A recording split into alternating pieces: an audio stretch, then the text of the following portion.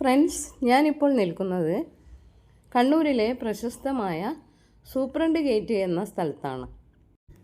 Superintendent gate എന്നത് ഒരു bus സ്റ്റോപ്പിൻ്റെ പേരാണ്.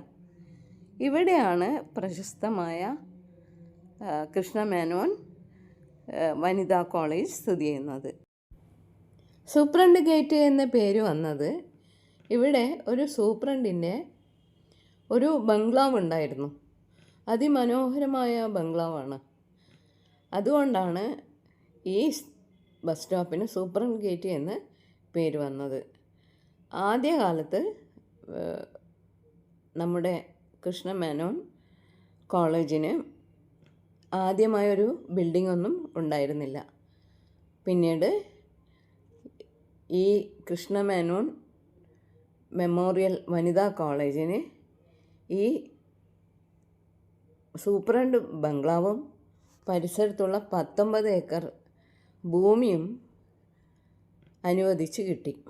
അപ്പോൾ നമുക്കിനി വിമൻസ് കോളേജിൻ്റെ കഥ പറയാം.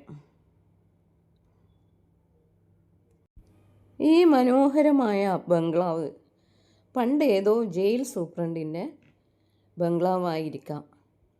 ഇപ്പോൾ തന്നെ നമുക്ക് ദൂരെ നിന്ന് കാണുമ്പോൾ തന്നെ മനസ്സിലാവും എന്ത് മനോഹരമായ വഴികളാണ് ബംഗ്ലാവിലേക്കുള്ളത്. നിറയെ ഉണങ്ങിയ ഇലകൾ മുറ്റത്ത് വീണ് കിടക്കുകയാണ്. അതേ ഓർമ്മകൾ. പണ്ട് ഇവിടെ പഠിച്ച പലരും ഇന്ന് 10-60 വയസ്സുള്ള വീട്ടമ്മമാരായിട്ടുണ്ട്. പണ്ട് ഞാൻ എൻ്റെ സുഹൃത്തുക്കളെ കാണാൻ ഈ വനിതാ കോളേജിൽ വരുമായിരുന്നു.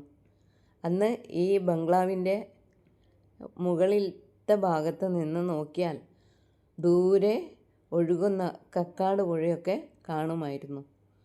പക്ഷേ ഞാൻ ഈയിടെ പോയപ്പോൾ അതൊക്കെ മാറിയിട്ടുണ്ട്. ഇടയ്ക്ക് ഒരുപാട് കെട്ടിടങ്ങളൊക്കെ വന്നല്ലോ. ഇപ്പോൾ കക്കാട് പുഴയൊന്നും കാണുന്നില്ല. എന്ത് മനോഹരമായ ഒരു വൈബാണ്. ഏതോ ഒരു പ്രേതകഥയിലെ ഒരു ബംഗ്ലാവിനെ നമ്മളെ ഓർമ്മിപ്പിക്കും ഇല്ലേ? ഇപ്പോൾ ഇവിടെ ഒരുപാട് മറ്റുള്ള കുറേ ബിൽഡിങ്സൊക്കെ വന്നിട്ടുണ്ടെങ്കിലും ഈ ബംഗ്ലാവിൽ ഇപ്പോൾ മലയാളം ഡിപ്പാർട്ട്മെൻറ്റും സാൻസ്ക്രിറ്റ് ഡിപ്പാർട്ട്മെൻറ്റുമാണ് പ്രവർത്തിക്കുന്നത്. ഇപ്പോൾ സൂപ്രണ്ട് ഗേറ്റ് എന്ന സ്റ്റോപ്പ് വനിതാ കോളേജ് എന്നൊരു സ്റ്റോപ്പും കൂടിയായി അറിയപ്പെടാൻ തുടങ്ങി. ഈ ബംഗ്ലാവ് പണ്ട് ഉണ്ടായിരുന്ന ഒരു ജയിൽ സൂപ്രണ്ടിൻ്റെ ബംഗ്ലാവായിരുന്നു എന്ന് കേട്ടിട്ടുണ്ട്. പക്ഷേ അത് എങ്ങനെ കൃഷ്ണമേനോൻ വനിതാ കോളേജിന് കിട്ടി എന്ന് നമുക്ക് നോക്കാം. 1975 ഓഗസ്റ്റ് 15 പയ്യാമ്പലത്ത് ഗവൺമെൻറ് ഗേൾസ് ഹൈസ്കൂളിൻ്റെ ഭാഗമായി പ്രത്യേക കെട്ടിടത്തിൽ കൃഷ്ണമേനോൻ സ്മാരക ഗവൺമെൻറ് വനിതാ കോളേജ് ആരംഭിച്ചു. അന്നത്തെ വിദ്യാഭ്യാസ മന്ത്രിയായ ചാക്കിരി അഹമ്മദ് കുട്ടിയാണ് ഉദ്ഘാടനം ചെയ്തത്.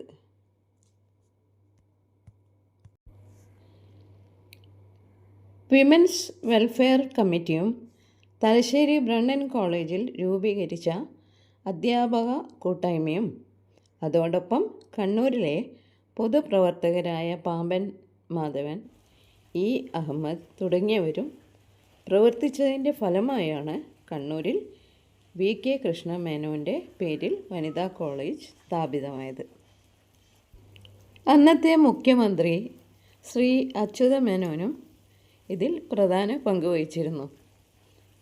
വനിതാ ജൂനിയർ കോളേജ് ആരംഭിക്കുന്നതിന് ആവശ്യമായ നടപടി കൈക്കൊള്ളാൻ സർക്കാർ സ്പെഷ്യൽ ഓഫീസറായി പ്രൊഫസർ TM രാജഗോപാലിനെ നിയമിച്ചു.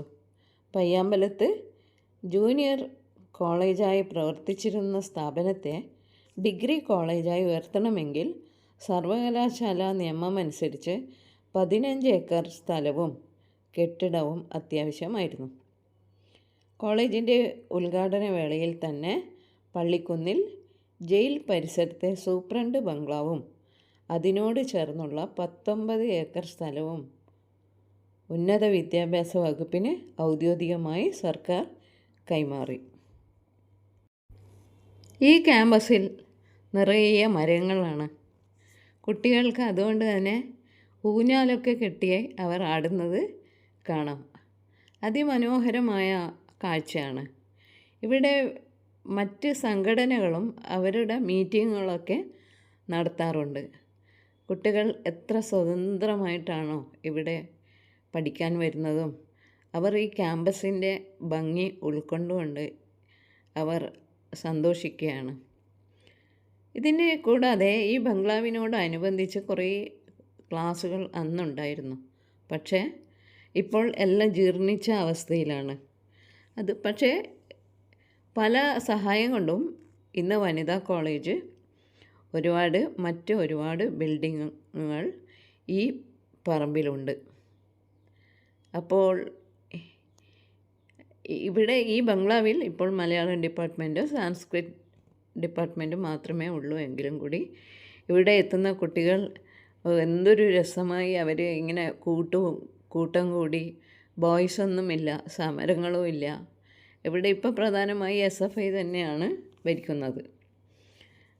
മനോഹരമായ പുതിയ ബിൽഡിങ്ങുണ്ട്, ക്യാൻറ്റീനുണ്ട് എന്ന് വേണ്ട എല്ലാ സൗകര്യങ്ങളും, ആധുനിക രീതിയിലുള്ള എല്ലാവിധ ബിൽഡിങ്ങുകളും ഇവിടെ ഉണ്ട്.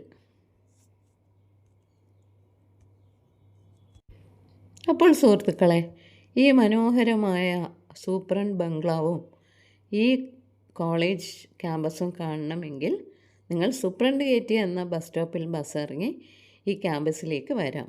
അപ്പോൾ ഞാൻ മറ്റൊരു വീഡിയോയുമായി ഉടനെ വരാം.